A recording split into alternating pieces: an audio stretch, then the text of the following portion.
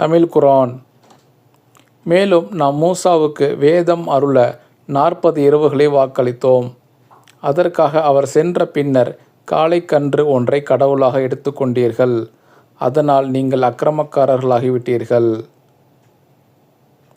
இதன் பின்னரும் நீங்கள் நன்றி செலுத்துவதற்காக நாம் உங்களை மன்னித்தோம். இன்னும் நீங்கள் நேர்வழி பெறும் பொருட்டு நாம் மூசாவுக்கு வேதத்தையும் நன்மை தீமைகளை பிரித்து அறிவிக்கக்கூடிய ஃபுர்கானையும் அளித்தோம் என்பதையும் நினைவு கூறுங்கள்.